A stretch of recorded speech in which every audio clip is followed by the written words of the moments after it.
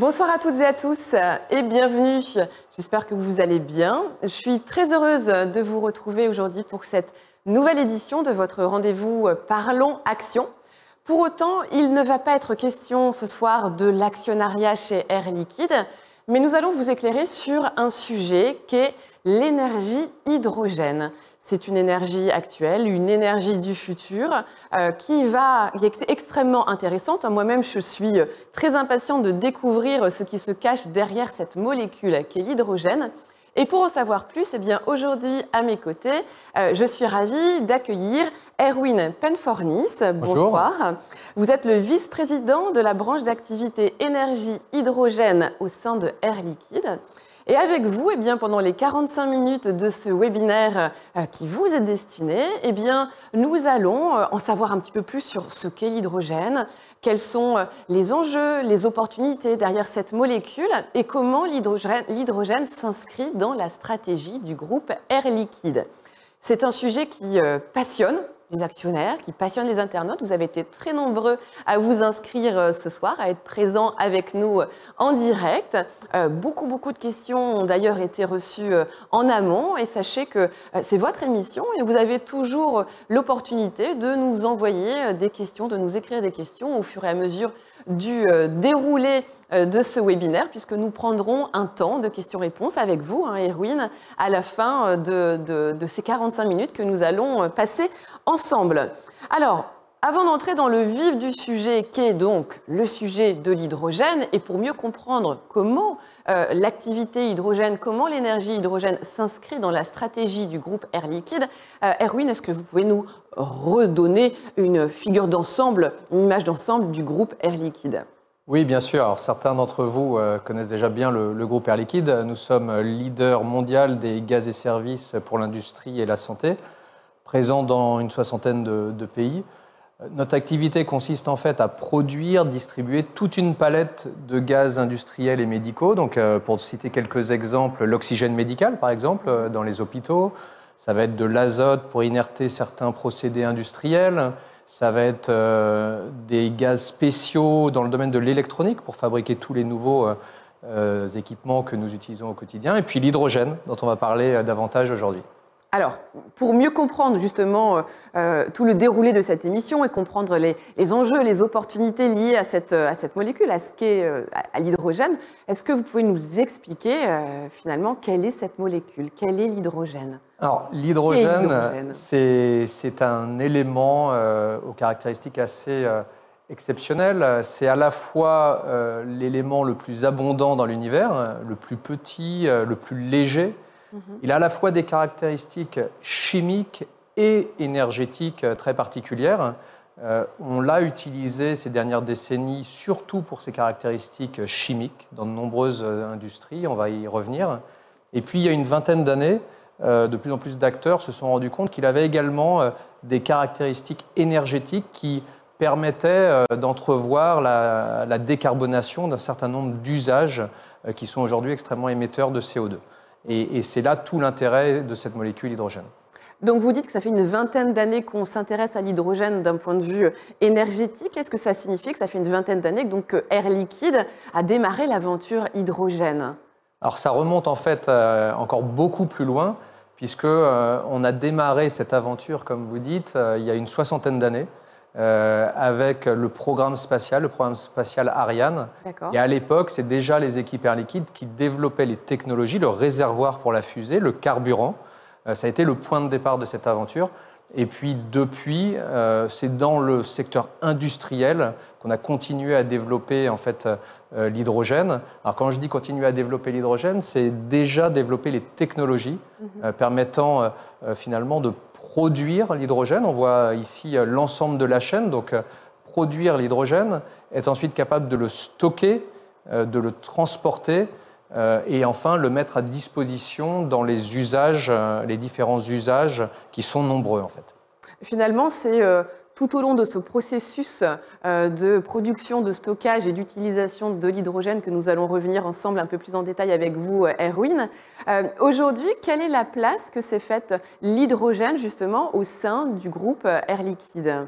Alors, l'hydrogène, comme je le disais, était historiquement déjà une activité significative et elle est rentrée aujourd'hui au cœur de la stratégie climat du groupe Air Liquide. Oui. On a annoncé il y a quelques années notre stratégie climat, nos ambitions qui doivent nous mener à la neutralité carbone à l'horizon 2050 en plusieurs phases. Il y a plusieurs défis. Ça consiste déjà à décarboner nos propres unités de production, fournir des gaz décarbonés à nos clients. Et puis en fait, plus loin que ça, accompagner nos clients dans leur transformation. On parle de transformation majeure pour des clients dans la sidérurgie, par exemple. Et ça, c'est également notre rôle. Et l'hydrogène est une solution véritablement pour nous permettre de rentrer dans toute cette aventure vers la neutralité carbone, aux côtés d'autres solutions telles que l'approvisionnement en énergie renouvelable. Et on vise deux grands secteurs pour les usages de l'hydrogène. D'un côté, les usages industriels, alors qui sont des domaines qu'on connaît bien, puisqu'historiquement, ce sont justement nos clients, et le domaine de la mobilité, l'hydrogène comme carburant, en fait, pour permettre de réduire les émissions dans le domaine du transport. Donc, deux secteurs sur lesquels l'hydrogène peut être extrêmement utile. On va revenir sur ces deux secteurs-là. Commençons par le secteur industriel. Concrètement, quels sont les clients que vous pouvez accompagner, justement, grâce à cette molécule et cette stratégie hydrogène ? Alors, les plus gros usages qui se sont développés durant ces dernières décennies sont dans le domaine du raffinage et dans le domaine des engrais. Alors, le raffinage, en fait, à quoi sert l'hydrogène ? L'hydrogène est utilisé pour désulfurer les carburants. Oui.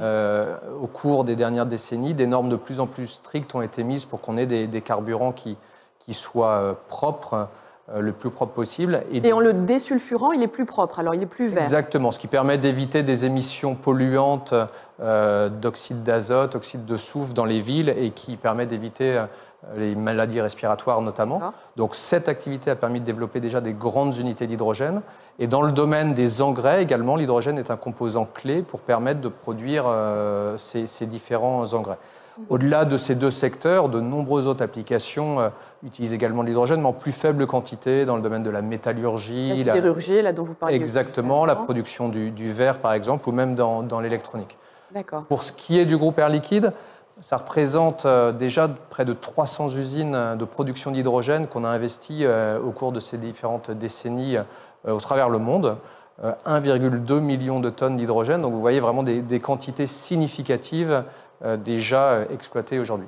1,2 million de tonnes d'hydrogène, donc à travers le monde alors. Exactement. Oui, d'accord. Alors j'entends que l'hydrogène, c'est donc un maillon essentiel et potentiellement une solution d'avenir pour la transition énergétique. Mais pourquoi finalement ? En quoi est-ce que c'est une solution vertueuse ?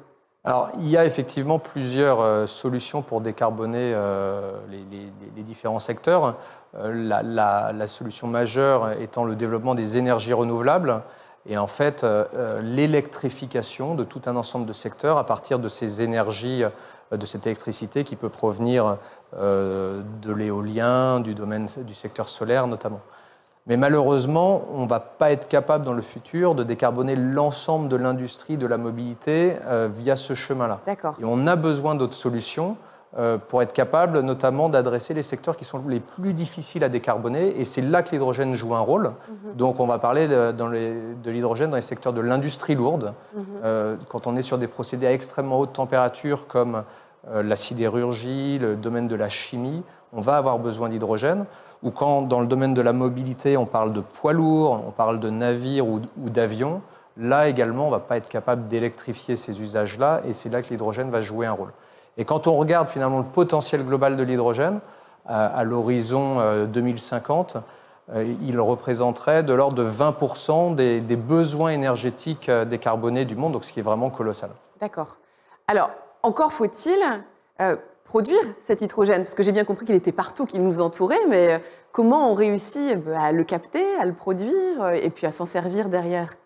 Alors historiquement, pour tous ces usages industriels, justement, on l'a produit à partir de gaz naturel, à partir d'une technologie bien maîtrisée qui s'appelle le vaporéformage du gaz naturel. Vaporéformage. Voilà, donc on produit l'hydrogène en utilisant du gaz naturel et de la vapeur, d'où le vaporéformage à haute température, et ce qui nous permet d'extraire l'hydrogène.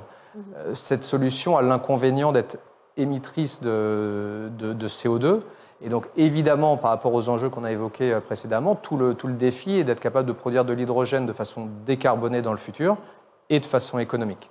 Oui, parce que si on produit du CO2, on se marche un peu sur les pieds, quoi, finalement. Exactement, ça ne justifie plus finalement de développer l'ensemble de cette filière-là. Alors, comment on fait? Quelles sont les solutions? On a deux principales solutions.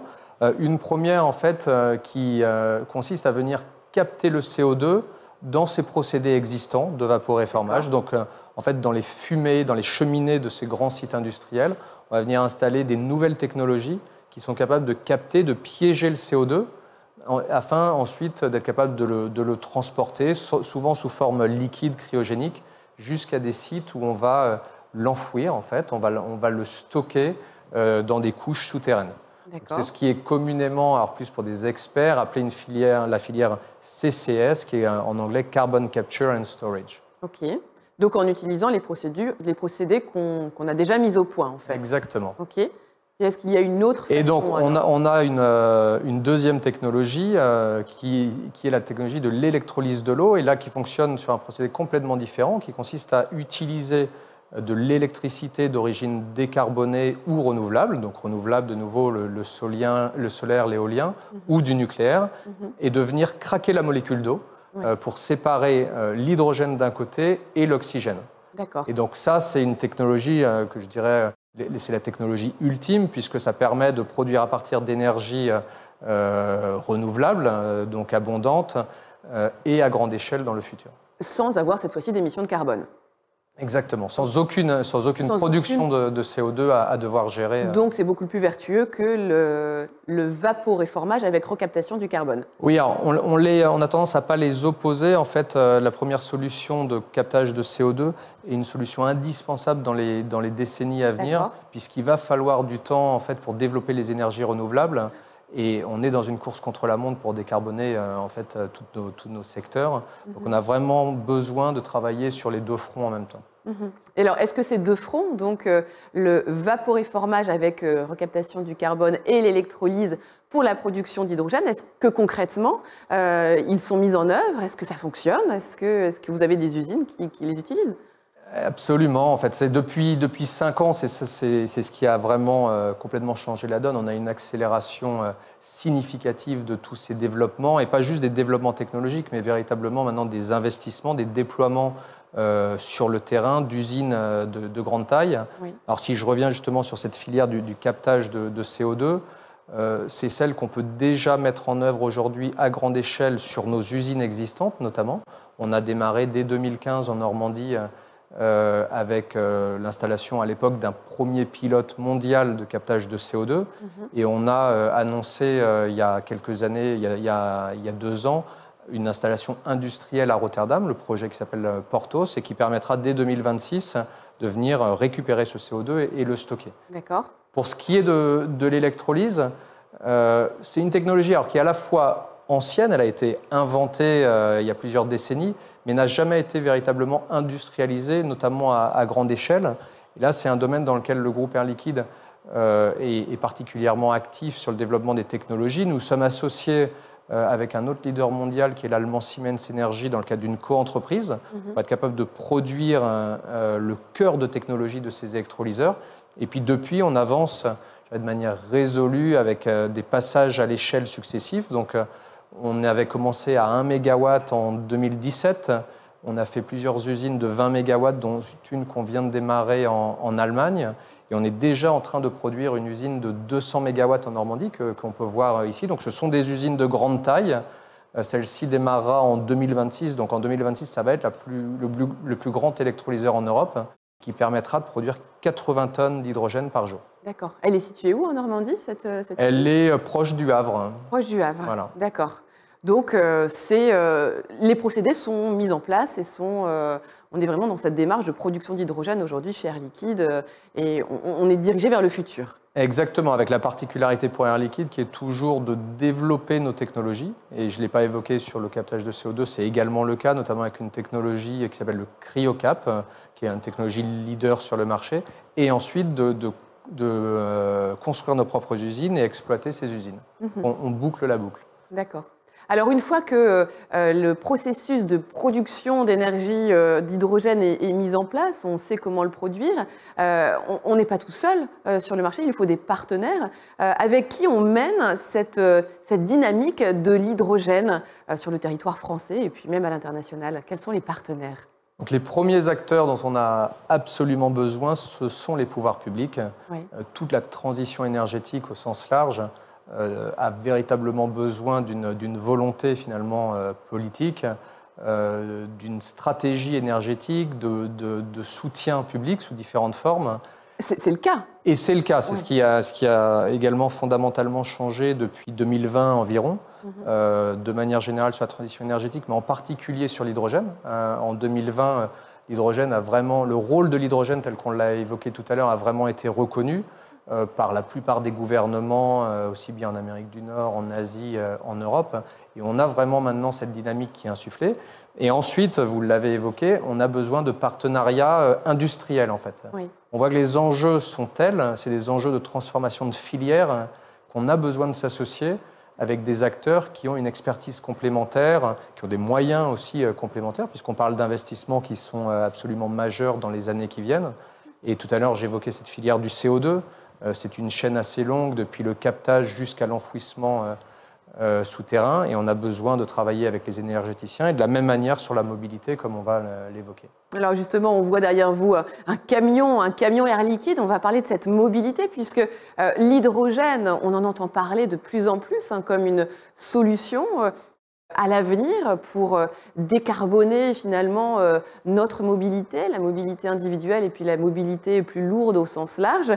Concrètement, aujourd'hui, on en est où de l'hydrogène pour la mobilité? Alors quand on parle de la mobilité, je l'évoquais tout à l'heure, en fait, le potentiel de l'hydrogène se situe à la fois dans la mobilité routière au sens large, mais également dans les airs, avec les avions, également pour décarboner le maritime ou même le ferroviaire. Donc en fait, tous les moyens de transport peuvent être candidats à l'hydrogène. Exactement, mais c'est dans le domaine du transport routier, qui est d'ailleurs le transport le plus émetteur de CO2, que les plus grandes avancées ont été faites. Donc il y a des développements avec les constructeurs automobiles depuis une quinzaine d'années.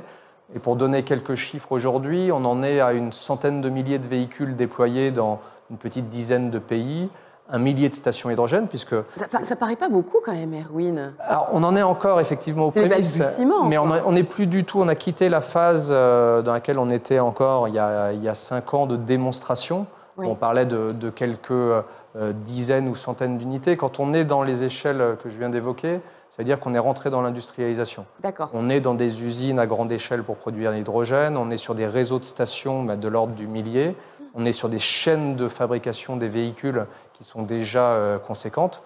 Mais vous avez raison, on a besoin de passer au palier suivant qui permet vraiment d'atteindre des coûts satisfaisants. Aujourd'hui, la priorité dans le secteur, c'est de développer l'hydrogène pour les véhicules commerciaux. Oui. Alors quand je dis véhicules commerciaux, on entend les poids lourds, on entend les bus utilisés dans les transports publics. Ces secteurs sont en fait ceux qui sont les plus difficiles à électrifier avec des batteries. Pourquoi? Parce que c'est les secteurs ou les usages qui vont nécessiter les plus longues distances, des charges utiles très importantes, tout en essayant de ne pas être pénalisé par les temps de recharge trop longs. Et c'est tout ce que l'hydrogène peut apporter.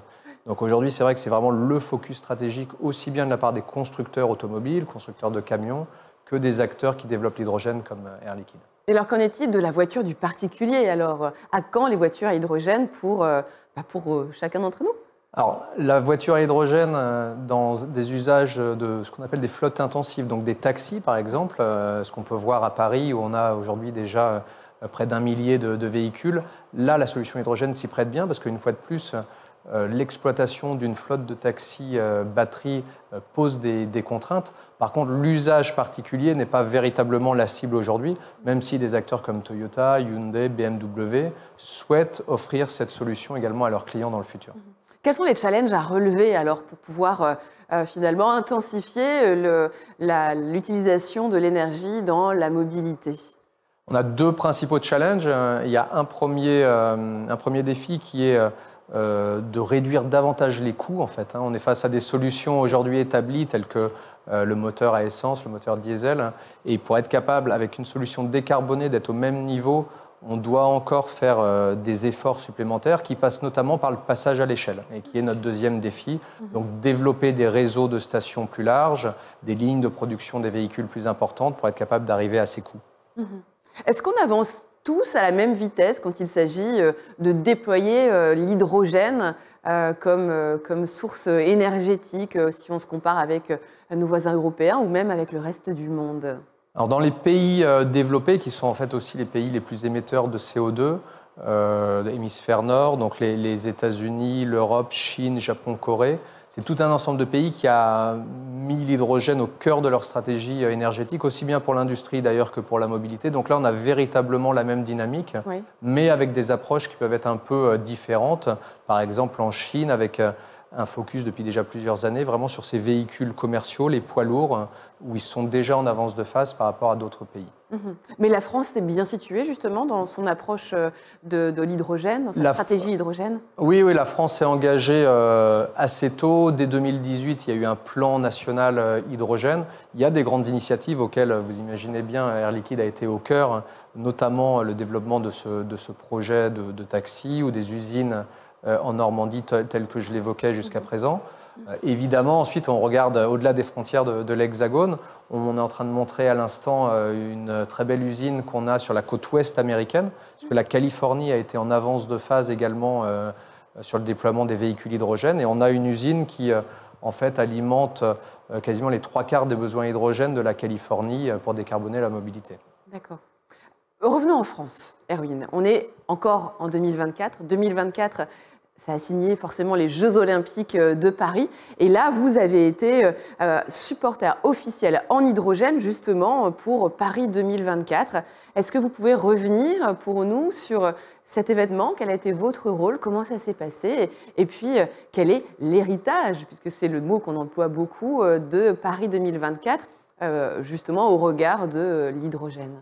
Alors ça a été une aventure magnifique pour le groupe Air Liquide. Vous voyez ici une station qu'on a notamment implantée dans le cœur de Paris, proche du pont de l'Alma. On la voyait bien, oui, c'est ça. Moi, je la voyais tous les jours. Et en fait, c'est déjà tout simplement la première fois que le groupe Air Liquide a été impliqué dans des Jeux Olympiques. Et pourquoi on a adhéré totalement au défi de Paris 2024, qui était de diviser par 2 l'empreinte environnementale des Jeux.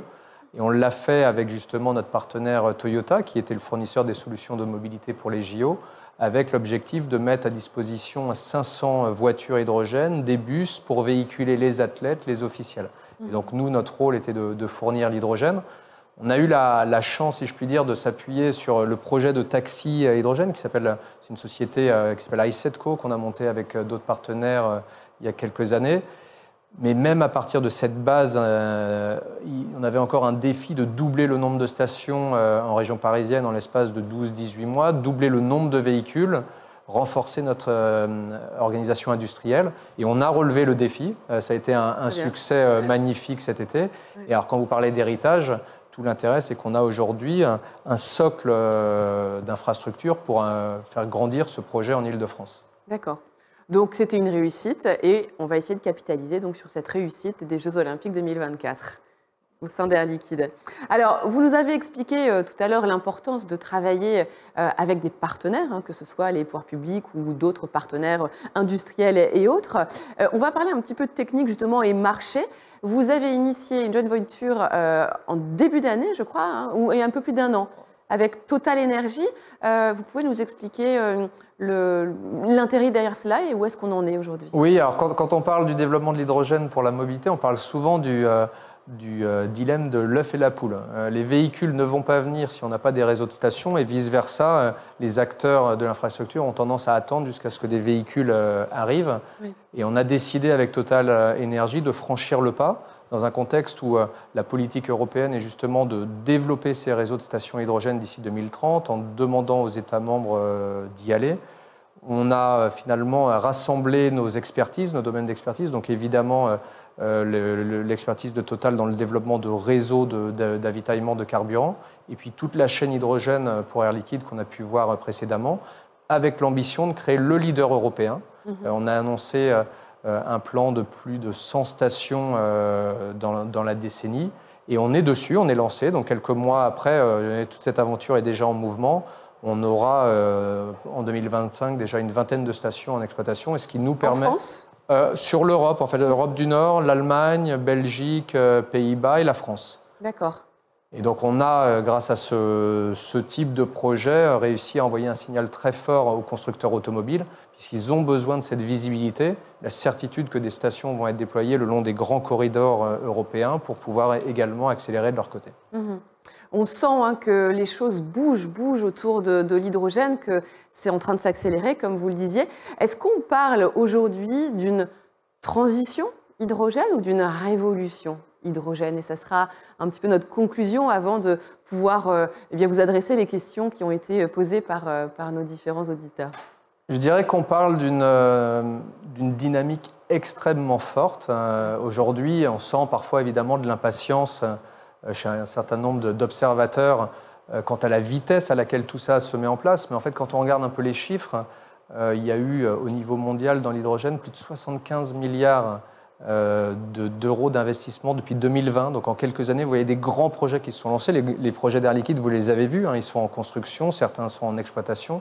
Donc tout ça avance très vite, mais on est sur des telles échelles de transformation, on est sur des infrastructures majeures qu'on est nécessairement dans le temps long.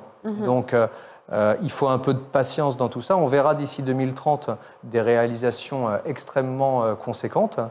Et puis, j'ai envie de dire, on n'a pas le choix. On est dans tous les cas dans une situation où on a besoin de décarboner l'industrie, la mobilité. Il n'y a pas d'autre solution que l'hydrogène pour certains usages, et c'est pour ça qu'on est résolu à y arriver. Et donc, vous parlez de 2030, et puis il y a l'horizon 2050, alors? Exactement. Donc, c'est des grandes phases. On est aujourd'hui dans ce qu'on pourrait qualifier une phase d'activation de ces nouveaux marchés pour être vraiment dans un passage à l'échelle à partir de 2030, jusqu'à avoir des secteurs qui seront vraiment transformés en 2050. Très bien. C'est passionnant, cette thématique de l'hydrogène, cette thématique du futur. On a reçu, Erwin, des centaines de questions de la part de vous, qui vous êtes inscrits à ce webinaire. On ne va pas pouvoir répondre à tout le monde, mais on a sélectionné quelques questions et puis certaines sont arrivées aussi en cours de webinaire. Je vous propose de découvrir la première. C'est Alexandre qui nous la pose. Est-ce que Air Liquide a un rôle dans l'hydrogène blanc découvert dans l'Est de la France et quelle serait la part de marché? L'hydrogène blanc. Alors, voilà, exactement. Je pense que pour des néophytes, il faut peut-être parler de ces couleurs. On ne l'a pas évoqué d'ailleurs. Il y a eu une tendance ces dernières années de donner des couleurs aux différentes manières de production d'hydrogène. Donc vous tout à l'heure, vaporéformage. Alors, vaporéformage est considéré comme de l'hydrogène gris, qui utilise des énergies fossiles. Quand on va utiliser le captage de CO2, on va passer dans un hydrogène bleu. Oui. Et quand on va utiliser de l'électrolyse à partir de renouvelables, on va être dans de l'hydrogène vert. Alors, nous, chez Air Liquide, on n'est quand même pas très fan de toutes ces couleurs. On parle beaucoup plus d'empreinte carbone de cet hydrogène, puisque, in fine, c'est ça qui est important, c'est de décarboner. Mais pour en revenir à la question, alors l'hydrogène blanc, c'est également celui qui est dénommé l'hydrogène naturel. C'est l'hydrogène qui est naturellement présent dans certains sous-sols de par le monde, liés aux différents phénomènes géologiques qui sont présents. Alors c'est un sujet qui a capté plus d'attention ces dernières années, puisqu'il y a un certain nombre de projets d'exploration, notamment dans l'Est de la France, dans le sud de la France. C'est quelque chose qu'on observe, enfin qu'on suit attentivement depuis Air Liquide, mais il faut avoir en tête qu'on est encore dans une phase très préliminaire de compréhension finalement des phénomènes de production de cet hydrogène, et également un stade très préliminaire quant à l'exploitation éventuelle et les conditions d'exploitation. Est-ce qu'économiquement on est capable d'aller chercher de l'hydrogène dans ces sous-sols? C'est une vraie question. Sous quelle forme, quelle pression, quelle pureté on va le trouver? Donc de nouveau, de notre côté, Air Liquide n'est pas engagé. Vous avez vu, aujourd'hui, on est engagé sur les technologies que j'ai évoquées, puisqu'on a besoin d'avoir des certitudes à un horizon de quelques années pour apporter tous les volumes dont on a besoin. D'accord, ok. Donc ce n'est pas forcément le secteur vers lequel on va se diriger initialement. Alors, non. Très bien. On passe à une seconde question. Amaury, comment abordez-vous les enjeux de sécurité associés au transport, au stockage et à l'utilisation de l'hydrogène? C'est vrai qu'on n'en a pas encore parlé. Pendant longtemps, ça a un peu défrayé les chroniques, les médias, la sécurité de l'hydrogène. Qu'en est-il? Oui, c'est une question qui revenait souvent et qui d'ailleurs a tendance à beaucoup moins revenir. C'est vrai. Puisqu'en fait, ça a été écarté, en fait, c'est un sujet. Oui, alors, en fait, l'hydrogène, comme tout gaz et comme toute énergie, si on veut être capable de l'utiliser en toute sécurité, on doit comprendre ses caractéristiques, on doit les maîtriser. Et là, on a un avantage avec l'hydrogène. Ça fait une 60aine d'années, comme je l'ai dit, qu'on a développé les technologies, on produit cet hydrogène, donc on a l'expertise, le savoir-faire. Et ça nous permet aujourd'hui de l'exploiter en toute sécurité. Et si on le compare à d'autres énergies comme le gaz naturel, comme l'essence, l'hydrogène a d'autres caractéristiques, mais n'est pas plus dangereux que finalement ces autres sources d'énergie. Okay. Il présente même des avantages. Je disais en ouverture que l'hydrogène est l'élément le plus léger. Donc il a l'avantage de se disperser extrêmement rapidement en cas de fuite, ce qui permet aussi de ne pas accumuler des zones explosives qui peuvent créer des conditions d'accident. D'accord. Très bien. Une troisième question. Quid de l'hydrogène liquide? Pour quelles applications et à quelle échéance? C'est une question de Jean. Alors, quand on parle d'hydrogène liquide, il faut là aussi préciser de quoi on parle. C'est de l'hydrogène liquide à des conditions cryogéniques, donc de très basse température, puisque l'hydrogène, dans des conditions ambiantes, est gazeux en fait. Gaz. Et donc pour le liquéfier, ce qui a un vrai intérêt puisque ça va permettre de le densifier davantage, oui. Donc de pouvoir le stocker dans un moindre volume. Et le passage de l'état de gaz à liquide, ça s'appelle la... C'est la liquéfaction. C'est justement la liquéfaction. Okay. Et il faut descendre très bas en température, donc moins 250 degrés. Donc ça impose des contraintes techniques. Exactement. Alors c'est justement le cœur des technologies d'air liquide, puisque historiquement, pour être capable de produire de l'oxygène, de l'azote, on est justement sur la distillation cryogénique de l'air. Oui. Et c'est également des technologies qu'on a utilisées pour le liquide. Mais du coup, pour en faire quoi? Plusieurs intérêts. Un premier usage, c'est justement d'être capable de le stocker à bord d'un avion dans le futur, à bord d'un navire, de manière beaucoup plus dense qu'on le ferait avec une batterie, par exemple, ou avec certaines autres énergies. Et c'est par exemple la solution qui est retenue par Airbus pour son avion hydrogène. Donc on travaille avec ce type d'acteurs sur ces solutions-là. L'autre usage intéressant, c'est que ça permet aussi de transporter l'hydrogène depuis des régions qui seraient des riches productrices d'hydrogène, notamment dans des pays qui auraient beaucoup d'énergie renouvelable. Oui. On pense à l'Australie, le Moyen-Orient, l'Amérique du Sud, et l'emmener dans des régions comme l'Europe ou le Japon, la Corée, qui ont beaucoup moins d'énergie renouvelable. Et là, c'est un rôle qui est davantage comparé au gaz naturel liquide aussi. On a aujourd'hui par le monde des méthaniers qui transportent le gaz naturel. Là, ça permettrait de faire la même chose avec l'hydrogène, ce qui a un intérêt vraiment intéressant. À vous entendre, j'ai vraiment l'impression que l'histoire de l'hydrogène est en train de s'écrire, là, en fait, en ce moment. On l'écrit et puis on la déploie. C'est ça aujourd'hui, c'est ce qui permet d'alimenter, qui permet cette accélération. Oui. On n'est plus au stade de la recherche, de la découverte. On n'est plus au stade de la démonstration. On est à chaque nouvelle usine. Tout à l'heure, on voyait l'usine en Normandie. C'est des usines qui coûtent quasiment le demi-milliard d'euros. Donc, c'est aussi des groupes comme Air Liquide qui sont en mesure de mener des projets de cette envergure. Alors, on va passer à une autre question. Louis Pascal, quelles sont les perspectives mondiales de l'hydrogène? Les subtilités entre hydrogène gris, vert, etc. existent-elles partout? On l'a déjà un petit peu touché du doigt, tout cela? Oui, alors une perspective mondiale, je pense un chiffre à retenir, celui que j'évoquais tout à l'heure, 20%, c'est 20% du mix énergétique mondial à l'horizon 2050 et au-delà qui peut être apporté par l'hydrogène. Oui. Donc, de nouveau, un rôle fondamental parce que ça veut dire que si on n'arrive pas à déployer cet hydrogène-là, de nouveau, comme je l'ai dit tout à l'heure, on n'y arrivera pas avec d'autres solutions. Donc, ça veut dire qu'on n'arrivera pas à décarboner et à aller vers cette neutralité carbone. Donc, c'est la raison pour laquelle les gouvernements ont mis ça au cœur de leur stratégie et que autant d'acteurs industriels sont dessus. Pour la deuxième partie, oui, c'est cette palette en fait, de différentes sortes d'hydrogène et de couleurs existe partout, qu'on soit au Japon, qu'on soit en Amérique du Nord. Par contre, chaque pays a des caractéristiques énergétiques, un mix énergétique différent. C'est ça qui va faire que quand vous êtes en Amérique du Sud, justement, où il y a beaucoup d'énergie renouvelable, éolienne, solaire, il y a des très forts développements d'hydrogène vert, hydrogène renouvelable. quand on va être en Amérique du Nord, aux États-Unis, qui ont des facilités pour stocker le CO2, on voit beaucoup de cet hydrogène à base d'hydrogène bleu, pour utiliser le terme, qui permet de capter le CO2. Donc chaque pays joue avec ses armes, en fait. D'accord. Ok, nous allons prendre une autre question. Une question de Pierre. Beaucoup d'hommes qui posent des questions. Hein. C'est un sujet apparemment très masculin, l'hydrogène. Hein. Est-ce que Air Liquide bénéficie de soutien européen au sens large pour le développement de cette technologie? C'est ce dont vous parliez finalement, c'est qu'il faut que les pouvoirs publics soient aussi dans cette dynamique. C'est le cas à l'échelle européenne? Oui, c'est le cas. Au-delà d'Air Liquide, l'Europe, depuis 2020, s'est lancée dans un soutien massif de l'hydrogène, l'a vraiment mis au cœur de sa stratégie. Donc, dans le cadre du pacte vert européen, l'hydrogène est un des axes importants. Il y a différents grands programmes de financement. Et Air Liquide ayant quelque part déjà les cartes en main, aussi bien sur les technologies, des sites industriels comme la Normandie qu'on a vu, on candidate sur les différents appels à projets européens et on a eu un bon succès sur ces projets-là. Donc le projet, par exemple, d'électrolyse qu'on appelle Normandie au Havre, bénéficie d'un financement à la fois national et européen. Et on a d'autres projets de ce type-là qui ont reçu ce soutien. Et le Normandie, il y a un petit jeu de mots. Hein, c'est Normande apostrophe HY.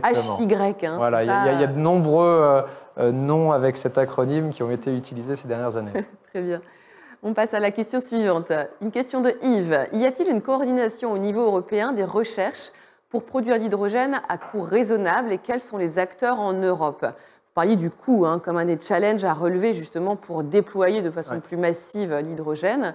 Alors, est-ce qu'il y a une coordination? Oui, il y a une vraie coordination. Alors, à la fois au niveau académique, il y a tout un ensemble d'acteurs en France, des institutions comme le CEA, par exemple, qui développent depuis une vingtaine d'années au moins. Les CEA, qui est le Centre à l'énergie atomique, qui est un des grands centres de recherche français.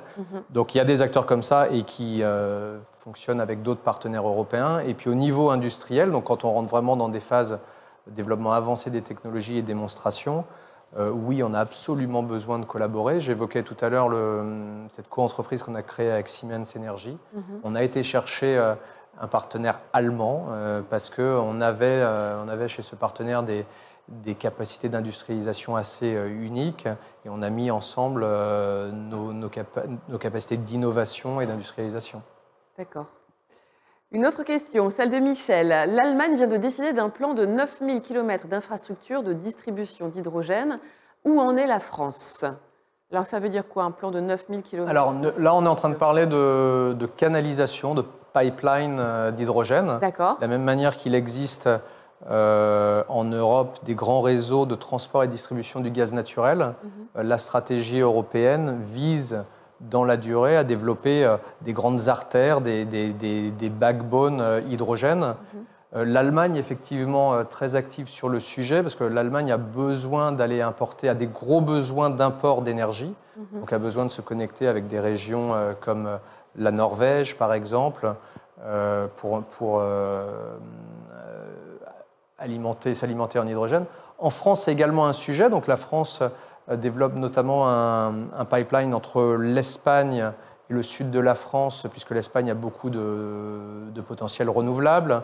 Il y a un pipeline également entre l'est de la France et l'Allemagne. J'ai envie de dire, il faut aussi là faire les choses étape par étape.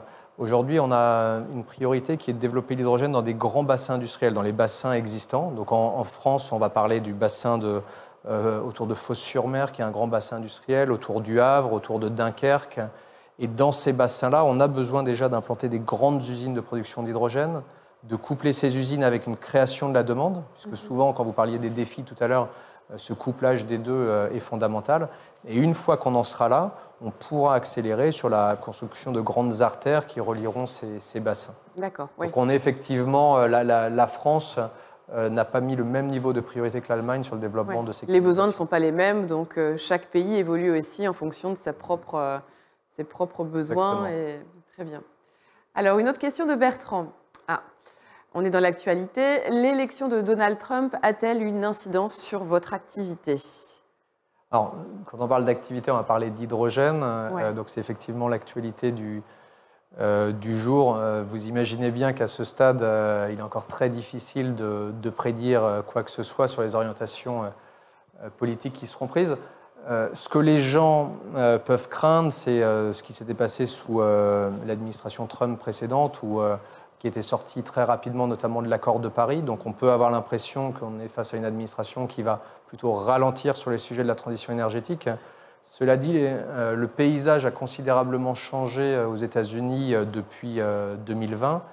Un grand plan avait été lancé par la précédente administration qui s'appelait l'IRA, Inflation Reduction Act, qui a consisté pour le gouvernement américain à mettre un budget excessivement important, 300-400 milliards de dollars, pour accélérer le développement de l'hydrogène. D'accord. Et un certain nombre de grandes régions industrielles, notamment toute la région du Golfe du Mexique, mais d'autres régions industrialisées comme le Midwest ou le Nord-Est, vont bénéficier d'un tel plan. Et aujourd'hui, un certain nombre d'analystes imaginent que ce plan-là puisse être pérennisé parce qu'il va véritablement aussi dans l'intérêt de grands énergéticiens américains. Donc, en résumé, trop tôt pour dire, mais on peut imaginer que ça ne vienne pas altérer la dynamique qu'on voit aujourd'hui aux États-Unis. Ouais, bon, vous n'avez pas une boule de cristal, en tout cas, pour en dire plus à ce stade. Malheureusement, non. Florian qui nous demande si le rendement de l'hydrogène n'est-il pas un frein au développement et la démocratisation des usages. Ça signifie quoi? Que le rendement de l'hydrogène n'est pas bon ou pas suffisant? Donc pour les néophytes en énergie, effectivement, à chaque fois qu'on transforme une énergie, on perd une partie de cette énergie-là. C'est ce qu'on appelle le rendement finalement énergétique. Et c'est connu dans le domaine qu'effectivement l'hydrogène qui a besoin de plusieurs transformations, depuis la production jusqu'à l'usage final, a un rendement moindre, une efficacité moindre que si on utilise l'énergie renouvelable directement, par exemple, dans une voiture électrique. D'accord. Mais si on s'en tenait uniquement à ce type de questions, on n'aurait jamais développé, par exemple, le moteur à essence, qui a un rendement très faible, mais qui, pour diverses raisons, a été la solution qui s'est imposée par rapport à tous les avantages que ça pouvait bénéficier.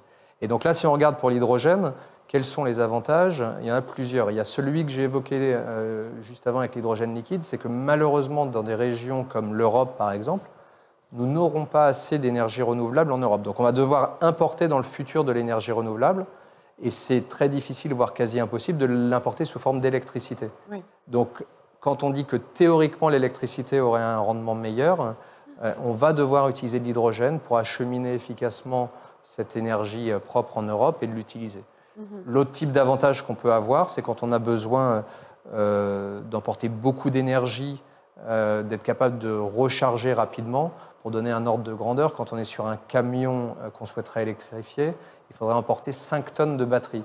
Donc vous imaginez bien que ça a quand même des avantages par rapport à la charge utile qu'on veut ensuite transporter. Donc là encore, on doit regarder les usages. Exactement. Il y a tout un écosystème et on ne peut pas uniquement se fonder sur le rendement d'hydrogène. Voilà. Oui. Question suivante. Sébastien, à quel horizon voyez-vous le vecteur hydrogène se développer dans la mobilité lourde privée? Quelle part dans le mix énergétique du transport routier de marchandises à moyen terme? Alors, à quel horizon? Eh ben, c'est maintenant. On y est. Et je vais vous dire, mes équipes, qu'elles soient aux États-Unis, en Europe, en Asie, c'est sur ça qu'on travaille actuellement. Le transport de marchandises représente, selon les pays, quasiment 10% des émissions globales de CO2. Donc c'est un vrai enjeu. Il faut décarboner la voiture en ville, mais il faut décarboner la multitude de poids lourds qu'on voit sur les axes. Et on est vraiment dans cette phase, par exemple avec la société Thiel Mobility, avec Total Energy qu'on évoquait, de déploiement. L'objectif en Europe, c'est d'avoir d'ici 2030 environ 50 000 poids lourds hydrogène. Donc vous voyez là de nouveau, j'anticipe. En France? En Europe. En Europe. En Europe, 50 000 poids lourds. Alors là encore, ça représentera une petite pénétration dans le marché des poids lourds, mais une fois qu'on sera là, on sera véritablement prêt à accélérer dans un contexte où l'Europe, et c'est un débat actuel, a aujourd'hui prévu de bannir complètement l'utilisation de moteurs diesel à l'horizon 2040. Donc on a besoin d'être déjà en 2030 à des niveaux de déploiement importants pour ensuite laisser faire quelque part le marché et accélérer le développement. Et ensuite, quelle part dans le mix énergétique? Sur ce secteur des poids lourds, typiquement, il est envisagé qu'à peu près 50% des usages puissent être couverts par l'hydrogène et 50% par des batteries. Et de manière très simple, on va avoir les camions qui vont être sur des livraisons courte distance. Courte distance, voilà, exactement. La livraison de type Amazon, où c'est quelques centaines de kilomètres, des plus petits camions, on va être sur la batterie. Et du longue distance, des 40 tonnes en hydrogène. Ça sera sur de l'hydrogène. Très bien. Question suivante de Bruno. Je vous dis, il n'y a que des hommes qui posent des questions. Où en est Air Liquide dans l'alimentation en hydrogène pour les moteurs à combustion interne? Alors, bon, c'est des questions assez techniques à chaque fois. Alors, là aussi, un peu de contexte. Il y a dans les véhicules, il y a deux manières principales d'utiliser l'hydrogène, soit dans un moteur thermique tel qu'on l'a fait historiquement pour l'essence, soit dans ce qui s'appelle une pile à combustible qui vient utiliser de l'hydrogène pour produire de l'électricité. Ça en fait un véhicule électrique, mais qui est alimenté en hydrogène et non par une batterie. Alors, Air Liquide, nous, on ne fabrique pas ça, c'est les constructeurs automobiles. Par contre, effectivement, je pense que la question vient de là, il y a une très forte dynamique depuis 2-3 ans chez les constructeurs à l'utilisation de ces moteurs thermiques. La pile à combustible était historiquement la solution, elle continue à être développée, elle a un intérêt avec des rendements justement importants. Mais l'avantage du moteur thermique, c'est que c'est une technologie très développée aujourd'hui. On a une centaine d'années de développement, des leaders en Europe notamment, des grands constructeurs. Et ça peut être une solution qui permet très rapidement, dans les années qui viennent, d'arriver à des coûts qui soient justement compétitifs avec les batteries ou avec les moteurs diesel actuels. Donc une solution vraiment prometteuse pour les années à venir. D'accord. Question suivante de David. Sous quelle durée ou temps pourrons-nous parler du déploiement massif des infrastructures de l'hydrogène dans notre quotidien d'ici 25 ans ou plus? Donc c'est le passage à l'échelle en fait, c'est ça. C'est à peu près ça hein, au niveau du oui, oui, mais j'ai envie de dire de nouveau, ça va être progressif par rapport à ce qu'on évoquait en conclusion. Ça va être progressif, donc ça veut dire que les gens vont commencer à le voir très rapidement. Si vous baladez à Paris, aujourd'hui on est à plus de 1000 taxis dans Paris. C'est des voitures qui ont la flotte de taxis parisiens. Voilà, donc vous pouvez les voir. La plupart sont des voitures Toyota bleues. Elles sont très visibles et vous allez vous rendre compte que la taille de ces flottes-là va augmenter rapidement. On va voir ces poids lourds également arriver. Donc je dirais que d'ici 5 ans, on aura déjà vraiment un palier. Et effectivement, ensuite, dans la décennie suivante, entre 2030 et 2040, il va y avoir une accélération. Et puis, d'accord. Exactement. Question suivante de Étienne. En quoi la transformation accélérée du parc automobile français ou européen aide ou pénalise la transformation à terme vers l'hydrogène du parc? Alors, je pense qu'il est fait référence à la transformation accélérée vers des véhicules électriques, puisqu'il y a une forte volonté aujourd'hui des pouvoirs publics, un engagement fort des constructeurs automobiles de déployer toute une gamme finalement de véhicules batteries. Et ça soulève parfois la question d'une concurrence. Et aujourd'hui, ce que l'on voit, et qui est la position également des constructeurs automobiles, c'est que les deux solutions ne doivent pas s'opposer, elles sont complémentaires. On a dit tout à l'heure, par exemple, sur les poids lourds, dans quel cas l'un ou l'autre. Et on va voir les deux se développer dans les années qui viennent. Les batteries ont bénéficié à la fois d'un démarrage plus précoce, et puis c'est aussi une solution initialement plus simple à mettre en œuvre. Donc on est déjà aujourd'hui sur quelques millions de véhicules qui sont sur les routes. Mais on va voir vraiment les deux se développer dans les années et les décennies qui viennent. Il ne faut pas mettre tous ses œufs dans le même panier, comme on dit. Il faut éviter si on veut vraiment être capable de décarboner complètement. Oui. C'est ça. Question suivante. Stocker en important volume le CO2 dans les couches géologiques du sous-sol ne présente-t-il pas des inconvénients dans le futur? Donc là, on revient sur la façon de rendre plus vertueuse la production d'hydrogène par réformage, hein, voilà. C'est ça. Ouais. Vous disiez qu'on va capter le CO2 pour l'enfouir. Est-ce que ça ne va pas poser des inconvénients? Voilà, donc la question et qui s'entend, hein, c'est de dire on va venir stocker pour des longues durées un gaz, le CO2, dans le sous-sol, et quel type de risque éventuel ça peut créer. Alors, d'une part, c'est une technologie qui est développée depuis longtemps et qui est développée dans le même cadre d'écosystèmes que tous les forages de gaz naturel qui ont été faits, c'est souvent les mêmes acteurs en fait. Hein. C'est des sociétés qui exploitaient des champs de gaz, donc qui ont toute une maîtrise de la géologie, des techniques d'injection ou d'extraction, qui sont capables aujourd'hui de développer des nouveaux puits, souvent en réutilisant d'ailleurs les anciens puits qui se sont vidés, Oui. les puits de gaz naturel. Donc c'est un peu un cycle. On est en train de remettre le CO2 qui a été émis par ces énergies fossiles où elles étaient initialement. Et donc il y a les technologies qui ont été développées, le cadre normatif, toute l'industrie est très régulé par des standards techniques qui permettent justement de gérer la sécurité. Tout ça est en place aujourd'hui et de nouveau, c'est ça qui permet maintenant d'avoir des projets industriels à grande échelle qui se mettent en place. D'accord.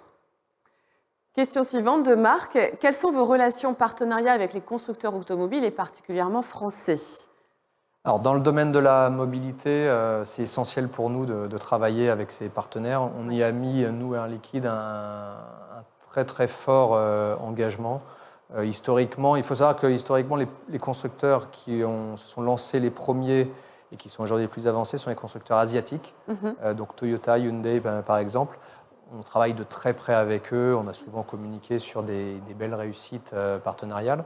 On parle là également d'acteurs français. Plus récemment, un groupe comme Stellantis qui est en train de lancer toute une gamme de véhicules utilitaires. C'est un acteur avec lequel on travaille en Europe de très près. Donc oui, c'est pour nous essentiel. De toute façon, vous le disiez, hein, c'est une histoire collective, celle de l'hydrogène. Il faut avoir des partenaires dans les différents secteurs et avec les pouvoirs publics également. Sinon, on n'y arrive pas. Et puis là, c'est vraiment en plus ce sujet d'œuf et la poule, donc de synchronisation entre leur développement et les nôtres, viser les mêmes géographies au même moment. Erwin, je vous propose qu'on passe à la dernière question de cette partie questions-réponses. C'était très très riche et très varié les questions que nous avons pu recevoir.